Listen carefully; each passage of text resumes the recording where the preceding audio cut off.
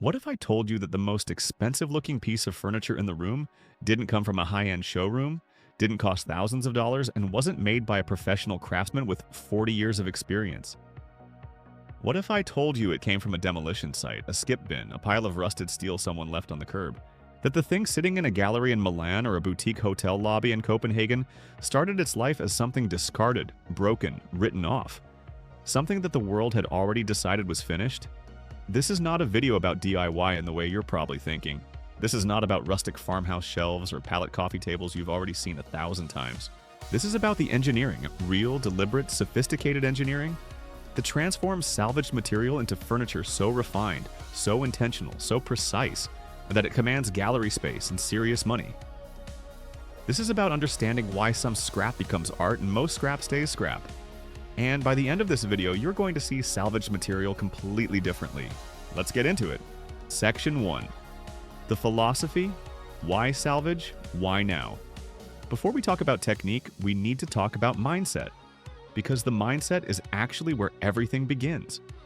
The craftsmen and designers who are producing the most compelling bespoke furniture in the world right now, people like Piet Hein Eek, Studio Swine, or the fabricators working in converted warehouses across East London and Brooklyn, they are not making salvage furniture because they can't afford new materials.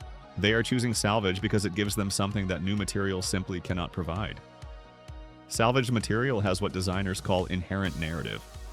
Every crack in a piece of reclaimed timber, every oxidation pattern on a sheet of old steel, every warp in a plank pulled from a Victorian factory floor, those aren't flaws to be corrected.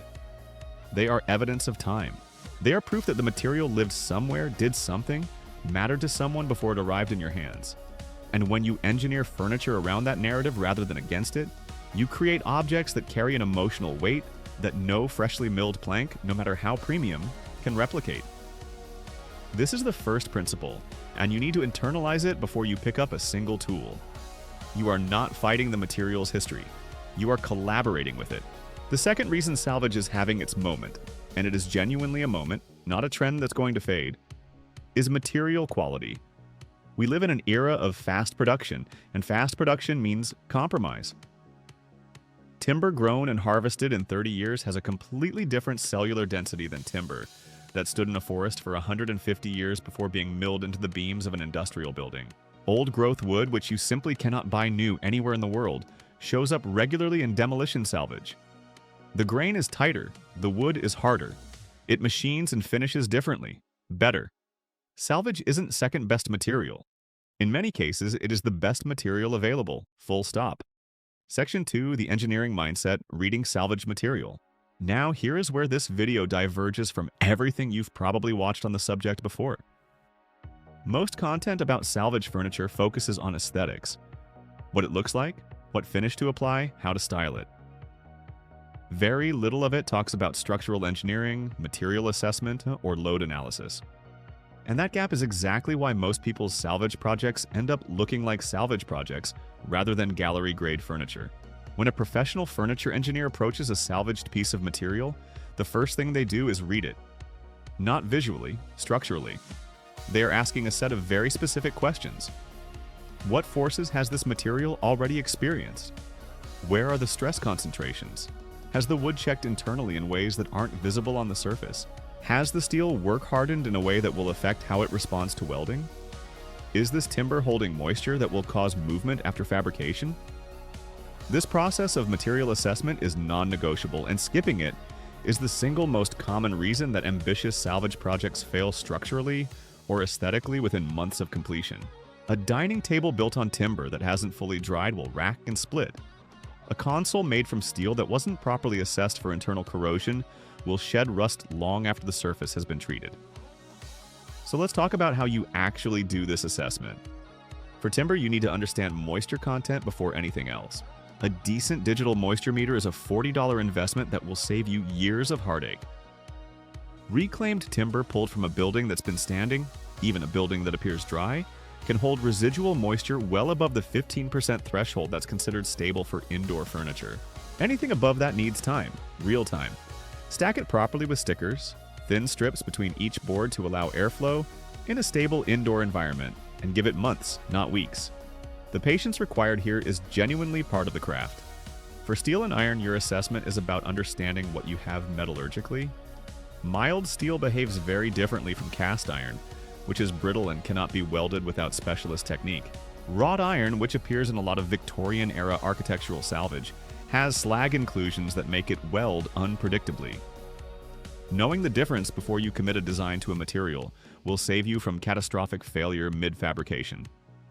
When in doubt, do a spark test. Grind a small section and observe the sparks. Their length, branching, and color will tell you a great deal about carbon content and whether you're dealing with cast iron, mild steel, or high carbon steel. Section 3. Result is always structurally superior and aesthetically richer. In practice, this means your design process looks different from conventional furniture making. You don't start with a drawing and go find material. You start with the material and develop the drawing around it. You lay it out. You study it. You photograph it. You mark the areas of greatest visual interest, the most compelling grain patterns, the most beautiful oxidation, the most interesting surface texture, and those areas become the focal points of the design. Everything else is engineered to support and display those focal points. Joinery is where this philosophy gets technically demanding. Salvaged timber is rarely dimensionally consistent in the way that new timber is.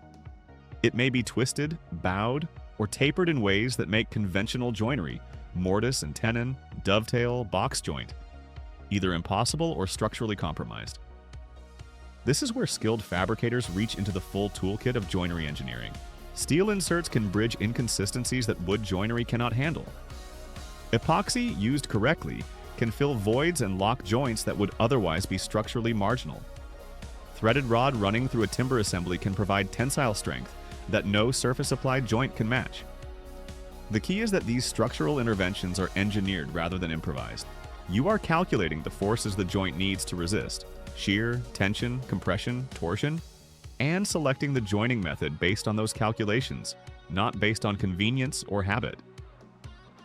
Design development, engineering. Around the material. Here is the core creative and technical challenge of bespoke salvage furniture. And it's the thing that separates work that looks like it belongs in a gallery from work that looks like it belongs in a charity shop. The design must emerge from the material, not be imposed upon it. This sounds like artistic advice, but it is actually engineering advice. When you impose a predetermined design onto salvaged material, you are forced to cut, join, and modify in ways that compromise the material's structural integrity and destroy its visual narrative. When you allow the design to develop in response to what the material is and what it wants to do, you are working with the material's existing geometry, grain direction, stress patterns, and visual character. Section 4. Surface finishing, the gallery standard. Let's talk about finishing because this is the stage where gallery-grade work announces itself most clearly. The finish on a piece of sophisticated salvage furniture is not there to hide the material's history. It is there to protect it, stabilize it, and optically clarify it, to bring out what was already there rather than cover it up. For timber, this usually means an oil or hard wax oil finish rather than a film-forming lacquer or polyurethane. Film-forming finishes create a surface layer that sits on top of the wood. In new, consistent timber, this can look very clean. On reclaimed timber with character and texture, it creates a plastic quality that kills everything interesting about the surface.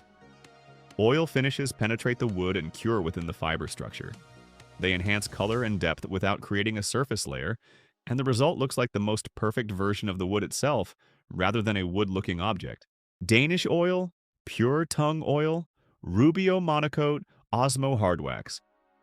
These are the products that serious furniture makers reach for. Application matters enormously. You are not painting the surface.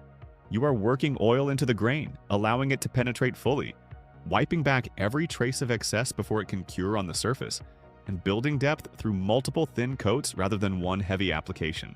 This process takes days rather than hours and cannot be rushed without a visible, irreversible drop in quality.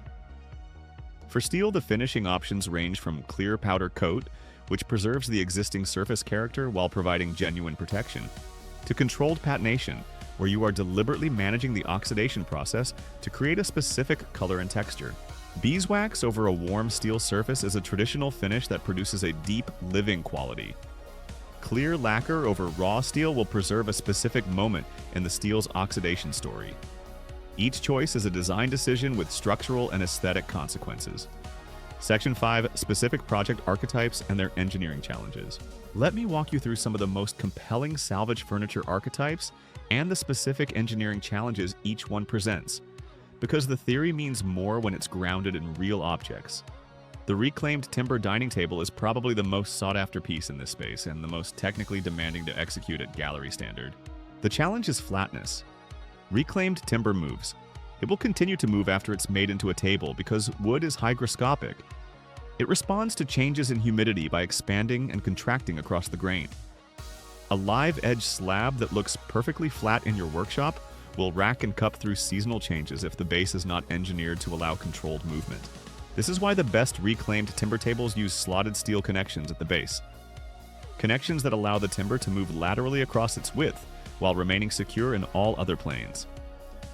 Ignore this and your beautiful slab will crack. The repurposed industrial steel frame chair is another archetype that sounds simple and is anything but. Tubular steel from industrial salvage, scaffolding, machine frames, pipe, is rarely in the dimensions that conventional chair design calls for. Making it work structurally means recalculating load paths for the specific dimensions you have. Because a chair seat height 2 centimeters higher than standard dramatically changes the force distribution at every joint. Welding thin-walled tube to thick-walled section requires careful heat management to avoid burning through the lighter material. And the ergonomics of seating cannot be approximated. If the seat angle, back angle, and lumbar support geometry are wrong, the chair is uncomfortable regardless of how beautiful it looks. Cast iron machine bases reborn as table bases present their own engineering narrative. Old machine bases, from lathes, drill presses, printing machinery, are often extraordinarily beautiful objects in their own right, with complex geometry that reflects their original function. But they are not designed to carry a glass or timber top in the way a table base needs to. The connection between the salvaged base and the new top is a junction between two design eras. And engineering that junction so it is both structurally sound and visually resolved is a genuine design challenge. Hidden steel plates, tapped into the existing bolt patterns of the machine base, provide the connection points. Everything else is about making the visual transition feel intentional. Section 6. Where to source, what to look for.